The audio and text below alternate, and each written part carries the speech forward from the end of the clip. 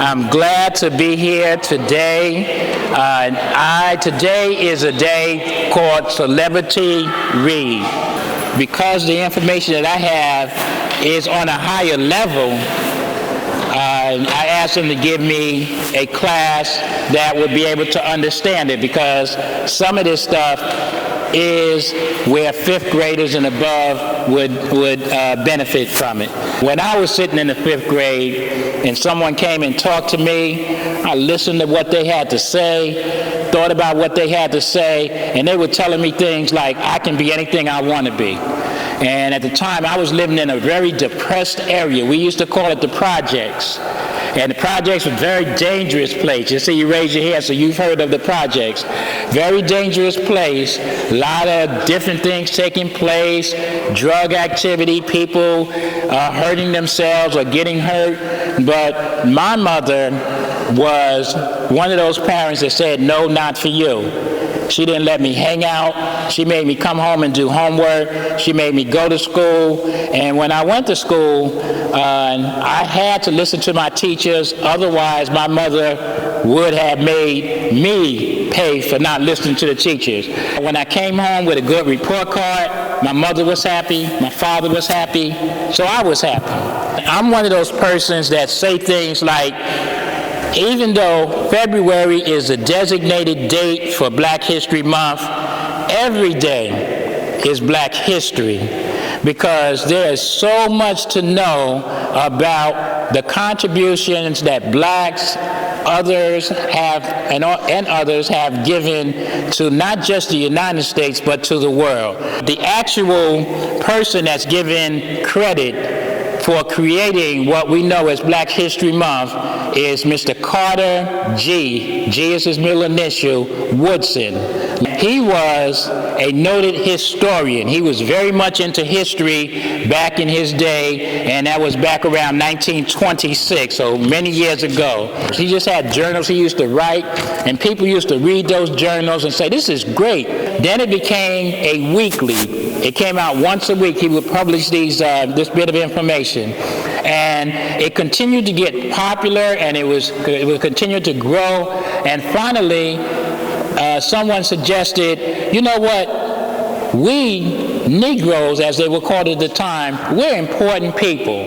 We should celebrate our history the way everyone else celebrates their history. And first it was a celebration for a day, then it was a celebration for a couple of days. Finally, it became a celebration for a week. And when that celebration for a week came, people continued to say, we need to do more to celebrate the history of Black people. And finally, it became a whole month that we now celebrate Black History Month. Does anyone know why February was chosen for Black History Month? Yes. Because it's around Martin Luther King's birthday. That's a good answer, and it's very close to what was the answer. But remember, Dr. Woodson and those lived back in the early 1900s, so they didn't know Dr. King. Dr. King didn't even exist then. And here's why it became Dr. Woodson. He made February Black History Month because of two people. One was Abraham Lincoln, who was our 12th president, if I'm correct. Yeah, 16th. Okay, I wasn't correct. Thank you for correcting me. See, that's great. 16th president. I see your hand. Let me finish this train of thought. And also Frederick Douglass, whose birthday is in February. So Dr. Woodson said, in honor of our 16th president, Abraham Lincoln, and the Frederick Douglass. I was just going to say that Abraham Lincoln freed the slaves. Okay, and that's why he thought it was important. But be careful when you make a statement like that, because that's a statement that for years I learned when I was in school. Abraham Lincoln freed the slaves.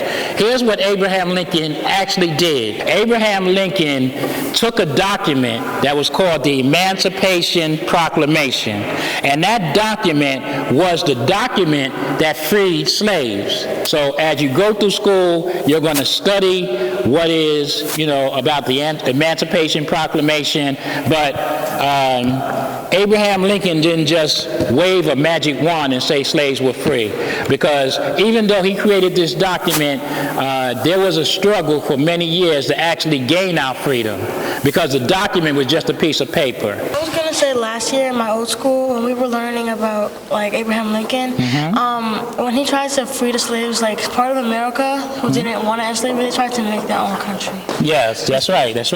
And that was when we had our Civil War.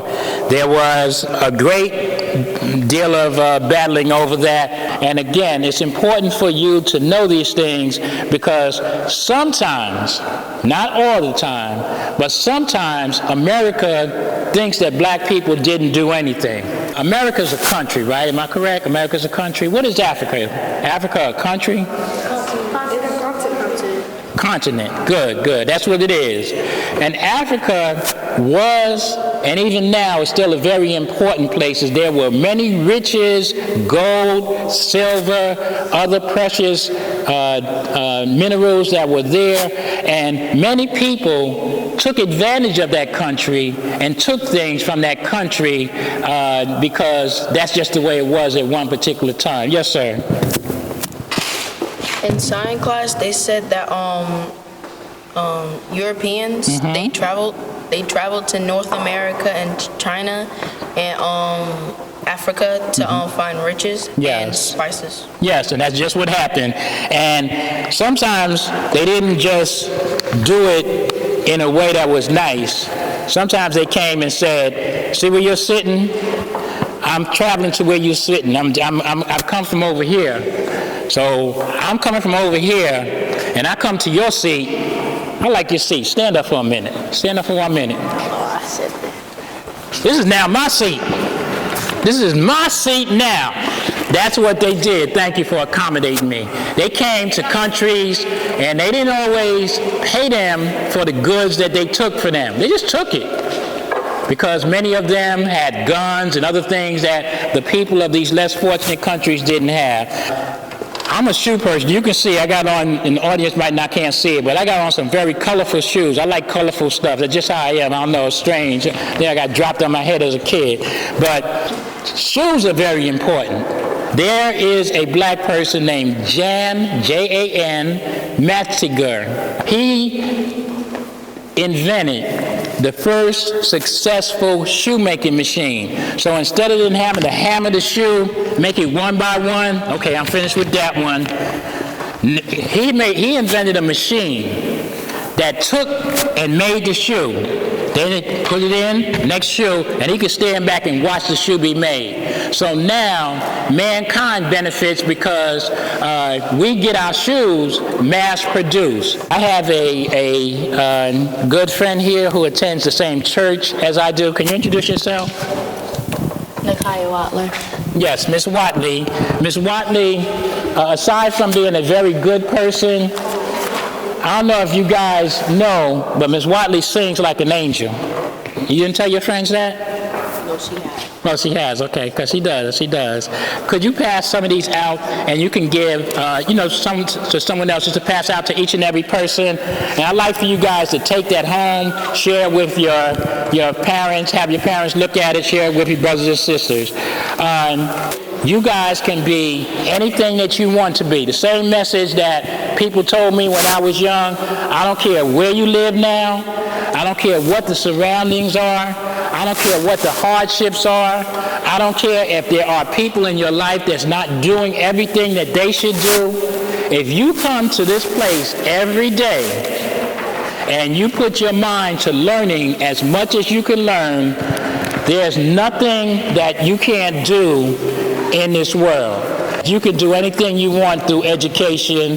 Feel confident, but the only way to feel confident is to come in every day Do everything that you have to do as homework. Do more than the homework that the teacher gives you. And when someone asks, who's the smartest person, then you feel confident. How you feel shapes a lot of how you do. So thank you guys very much and for listening. You guys are very attentive. One of the most important tools in learning is listening. And you guys get an A+ for listening. Give yourselves a hand. Thank you guys very much, and I hope that everything goes well for you. Don't forget, stop me if you see me, whether it's next year, and let me know how good you're doing, because that's what makes this all worthwhile. Okay, this is Harry Paden, and I've just done a celebrity read. The students were very engaging, and as I told the students, they listened so intently, and listening is the primary tool for learning. Listening and reading, and they listened so well. There was not a peep. No one talked out of turn. So that's a testimony to not only their teachers, but to themselves, because many teachers will tell you sometimes that's the hardest thing is to get your class to pay attention. Irvington has some dynamic teachers, dynamic students, and I'm glad to be a part of being able to show you that. Stay watching the Irvington Now Show. We will be bringing other information, but you know I love the students, and you guys always talk good about our students because you see how great they are. Thank you. We'll see you again on the next Irvington Now Show.